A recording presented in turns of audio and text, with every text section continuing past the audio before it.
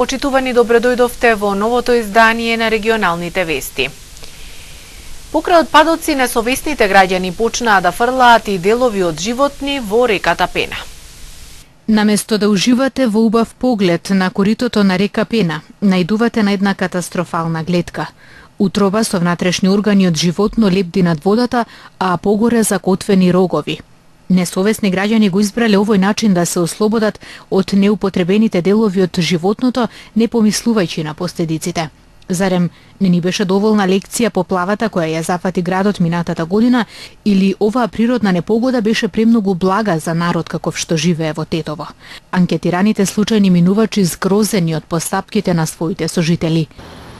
Ова е уште еден доказ колку луѓето се свесни за последиците кои што ги создаваат самите, што станува збор и за еколошка некултура и за многу други работи кои што произлегуваат од несоодветно човечко однесување и постапување, и навистина е многу лошо. И не е убава слика, освен што и представува потенцијална опасност и можност за појава на заразни болести. И навистина треба да се апелира до самите граѓани да не постапуваат вака. Веќе и освен што е и сликата и миризбата е навистина лоша, така да мислам дека треба повеќе да се поработи не само на свеста, можеби и на санкционирање на ваквите постапки. Ако видите шкембата голема, во животни да се фрля. Се фрля во реката. Па тоа не е културно и не е убаво, да знаете, ова прави штета и за народот. Тоа све. Мириса. Ево, околни тука има куќи, згради, све. После водата која најуди, тоа за глави излага од коритото надвор. Тоа не са криви никој. Пред народот што прави. Друг нема ништо. Фрља со кеси најлон, еве, таму горе најлон, све. Таму тука доаѓам, све најлон има, ништо, реката, све џубре. Други пак сметаат дека виновни се институциите или најлесно е да се одбраниме обвинувајќи некого. Совест на луѓето, што да луѓе не зна, тоа треба тие главните што водат општината, тие треба да му мислат за тоа. Треба да се чисти река, треба да иде чиста вода, нели? Има друга гајле луѓе треба нема што да јаде. Не им е тоа многу криза сега, видиш, нема пари, нема работа, нема ништо, криза на све страни, луѓе нема тоа гајле. Тоа најмалко им останува. Нема да ранат деца. Институциите или жителите на Тетово. На крајот од краиштата не е важно кој е виновен. Сите заедно се труеме поради човечка несовесност. Голем дел од учениците од руралните општини од Тетовскиот регион се уште не започнаа со настава, затоа што немаат организиран бесплатен превоз. Дел од нив приватно одат на училиште во комбиња и такси, кои сами ги плаќаат. Останатите седат дома. Средношколците од руралните општини од Тетовско се уште немаат организиран бесплатен превоз. Голем дел од нив и по 2 недели од почетокот на учебната година не тргнале на училиште. Нивните родители добиле предупредување од директорите на средните училишта. Децата ќе бидат отпишани, ако неделава не започнат со настава. Бев кај школото. Тие директорката таму вика, значи, ќе ги отпишувам од школата ако не доаѓаат децата на школа. 10 дена што почнало школото, тие деца сега се дома, а оние сега бевме во медицина тамо, оне што е надлежно за тоа, вика дека тука кај општина, значи треба да се реши тој. Ние дојдовме тука, ама еве чекаме сега, не знаме ми кај да одиме сега, кај да се жалиме. Средношколците од Тетовско немаат превоз, затоа што општина Тетово го поништила тендерот за превозници објавен во август годинава. За ваквата одлука, превозниците поднеле жалба до Комисијата за јавни набавки. Тендерот за превозници беше поништен затоа што сите превозници имаат понудено повисоки цени за превоз од сумата која за ова е наменена и е одобрена од Министерството за образование. За оваа одлука превозниците поднесоа жалба до Комисијата за јавни набавки, од каде чекаме одговор. Додека не добиеме одговор од Комисијата, не можеме да преземеме никакви мерки околу превозот на учениците, изјавија од општина Тетово. Се уште стои отворено прашањето околу просторниот проблем на гимназијалците македонци кои според најавите на општинските власти, наставата за овие ученици требаше да започне во централната гимназија, но поради технички проблеми ова ветување не се спроведе. Од локалната самоуправа велат дека деновиве очекуваат да остварат средба со представници на Министерството за образование, на која ќе се разговара за надменување на проблемот со тетовските гимназијалци. Целосна изградба на водоводот на територијата на општина Тетово мора да биде приоритет на секоја влада и локална самоуправа, порача од Социјалдемократскиот сојуз на пресконференција од Тетово. Почитувани граѓани, вие имате право и на здрава животна средина и на чист воздух, но знаеме дека ваша најголема болка е тоа што немате доволни количини вода за пиење. Знаеме дека постојните рестрикции во водоснабдувањето и сувите чешми се проблем со кој се соочувате, особено во летниот период. Знаеме дека скоро 2 децении се надевате дека ќе добиете нов водовод кој ќе ви ги реши проблемите со водата за пиење. Сите знаеме дека е срамота во 21. век луѓето да полнат вода во шишиња и буриња за да имаат за основните потреби. Згоре на тоа да плаќаат и сметки за вода која што не ја добиваат. На граѓаните им е доста од влагите на политичарите кои наводно почнаа да градат водовод уште во далечната 2000 година, а уште не го завршиле. Затоа од тука порачуваме дека целосна изградба на водовод на територијата на општина Тетово мора да биде приоритет на секоја влада и секоја локална самоуправа. Срамно е што досега не беше така. Ја повикуваме владата да им се извини на тетовци, затоа што пред повеќе од година дена бети дека цевководот ќе биде завршен во септември 2015 година и дека до крајот на 2015 година проблемот со водоснабдувањето ќе биде решен. Ја повикуваме градоначалничката да им се извини на тетовци, затоа што им вети дека филтер станицата ќе се изгради до есента 2016 година, а МВР ќе си дојде есента, а филтер станицата се уште не е готова. Граѓаните со право реагираат, тука сме да ги слушнеме и да осигураме дека промената за нив ќе значи здрав и безбеден живот. Собствениците на дивоградби кои поднеле барање за легализација во првиот рок имаат уште 3,5 месеци за да ја комплетираат документацијата со геодетски елаборати. По измените на законот и продолжувањето на рокот за апликации, бројката на барања за легализирање во Гостиварско достигна над 12.600. Граѓаните кои поднеле барање за легализација на дивоградби во првиот рок имаат уште 3,5 месеци да ја комплетираат документацијата. Од секторот за урбанизам на Гостиварската локална самоуправа повикуваат да се запазат роковите и навреме да се достават геодетските елаборати. Со цел сите граѓани кои поднеле барање за легализација на бесправните објекти во 2011 година да стигнат да ја завршат постапката и да добијат решение за легализација, Општина Гостивар апелира да се почитува законскиот рок и навремено да ги исполнат своите обврски. Граѓаните се должни да ја комплетираат документацијата со геодетски елаборати до декември 2016 година. Во спротивно, во согласност со Законот за легализација на бесправно изградени објекти, постапката ќе биде прекината и ќе го изгубат правото на легализација на своите објекти, стои во општинското известување. Измените во Законот за легализација беа донесени лани во декември. Со нив беше продолжен рокот за поднесување на апликациите, па вкупната бројка на барања за легализирање на подрачјето на Гостивар достигна над 12.600. Собствениците на нелегални објекти кои барањата ги доставија во продолжениот рок, геодетските елаборати може да ги поднесат до декември 2017 година.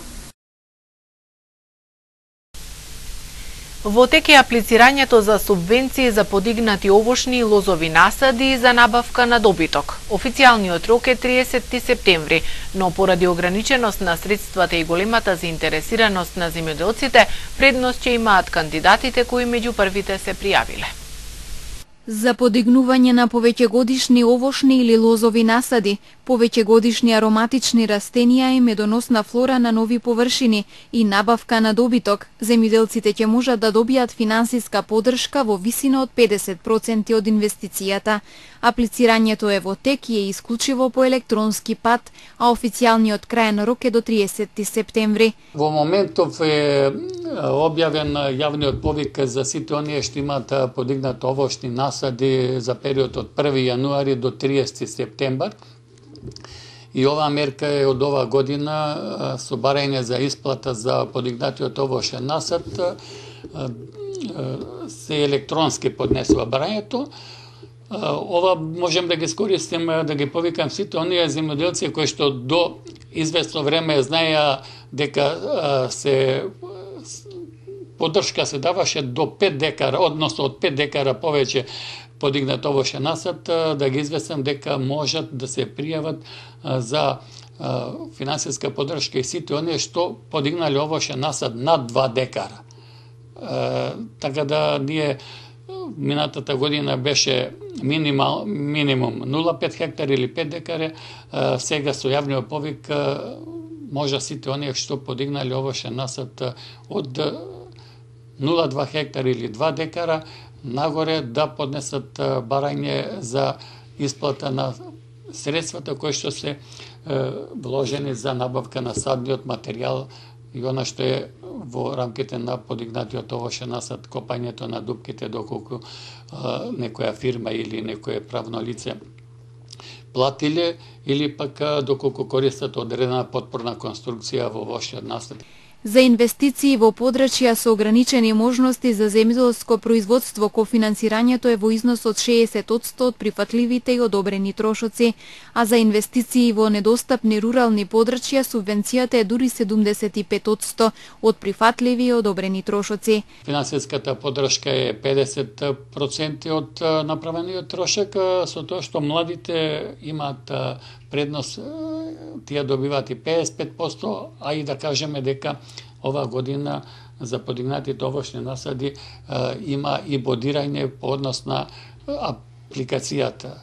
Сите млади или жени кои што се носители на земјско стопанство стартува со 30 бода и додатно зависи од вредноста на инвестицијата може да добијат 70 бода до 600.000 денара, ако инвестицијата до 800.000 добиваат додатни 60 бода, така да оние кои што имаат инвестиција до 600.000 денара и се млади добиваат 100 бода и доколку што порано достава документација барање за исплата, влегуваат во потенцијалните добитници на финансиската поддршка, затоа што знаеме дека средствата се ограничени и оние кои што имаат комплетна документација и на време ги достават барањето за исплата, имаат можност да добијат финансиска поддршка. Сточарите кои од почетокот на годинава набавиле добиток од признати организации на одгледувачи на добиток од Република Македонија и од увоз, како високостелни педигрирани јунци, педигрирани грла овци, кози и свињи, исто така можат да аплицираат за финансиска поддршка.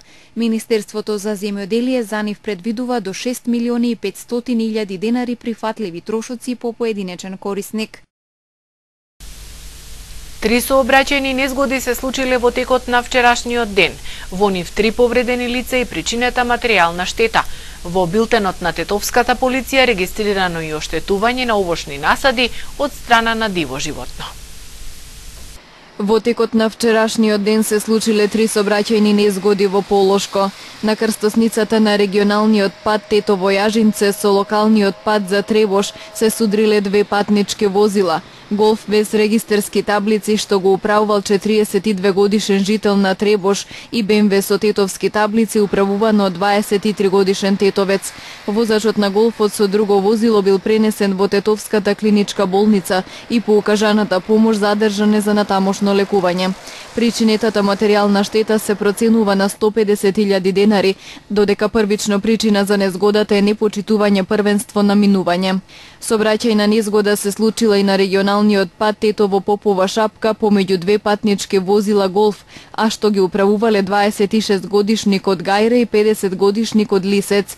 Возачот на идниот Голф и со патничката во возилото задобиле телесни повреди и набрзо се пренесени во Тетовската болница. По укажаната помош тој е пуштен дома, додека со патничката задржана е за натамошно лекување.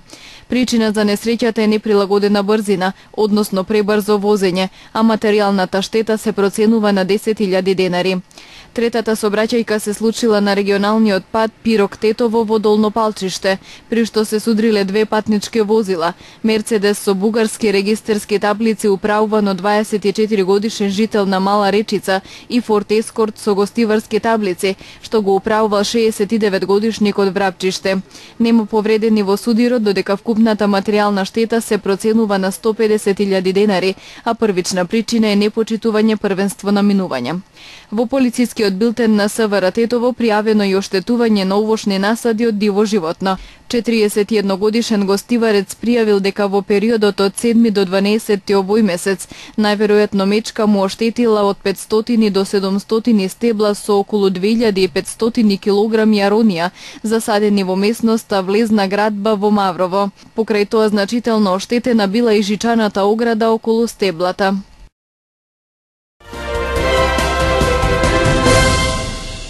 Продолжува серијата земјотреси во Скопското епицентрално подрачје. Синоќа пред 20 часот Сеизмолошката обсерваторија на Природно-математичкиот факултет регистрирала потрес со магнитуда од 4 степени според Рихтеровата скала. Денеска беше забележан уште еден потрес со помал интензитет од 1,5 степени според Рихтер. Изутрината земјотрес е регистриран на островот Закинтос во Грција со јачина од 4,2 степени според Рихтеровата скала.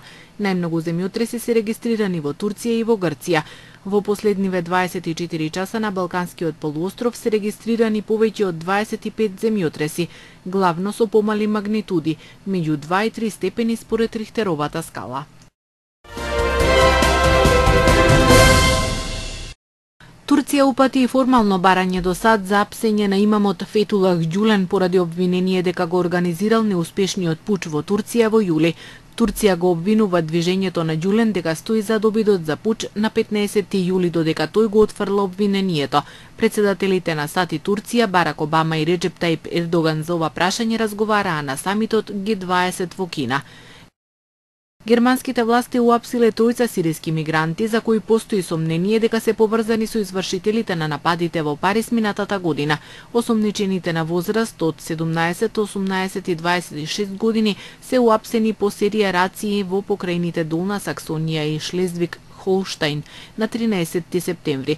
Федералните обвинители соопштија дека тројцата уапсени дошле во Германија во име на милитантната група Исламска држава за да извршат некоја задача што веќе им била дадена или пак да чекаат понатамошни инструкции.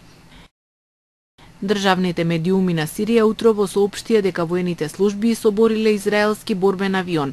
Министерството за одбрана на Башар ал-Асад соопштило дека авионот е соборен близу Кунитра, град кој главно е напуштен. Сепак овие тврдења Израел ги негира. Оттаму велат сириците собориле неидентификуван дрон и дека ниеден од нивните авиони не е во опасност. Кунитра се простира на регионот на Голанските брда, каде Сирија и Израел војувале во минатото. Ова е петти инцидент од минатата недела кога се засилија немирите во појасот помеѓу овие земји и прв прекршок по постигнатиот договор за примирие во Сирија помеѓу САД и Русија.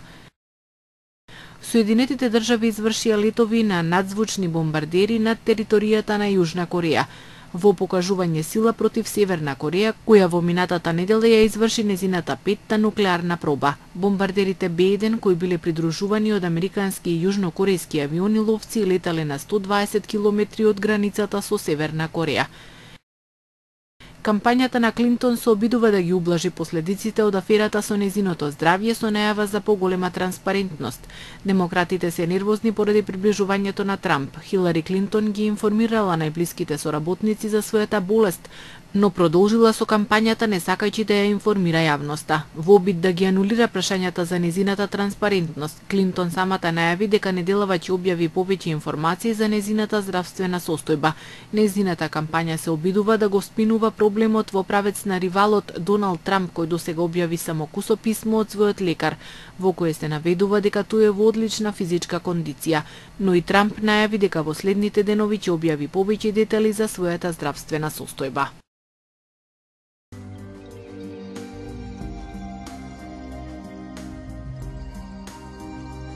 Денес имавме сончево време со умерена облачност, попладне со услови за изолирана појава на краткотраен дожд во планинските подрачја. Утринската температура се движеше од 10 до 16, а дневната од 24 до 29 степени.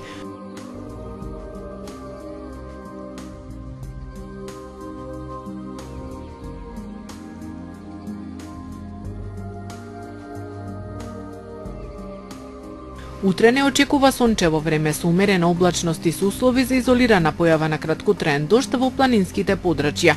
Утринската температура ќе се движи од 9 до 17, а дневната од 24 до 28 степени.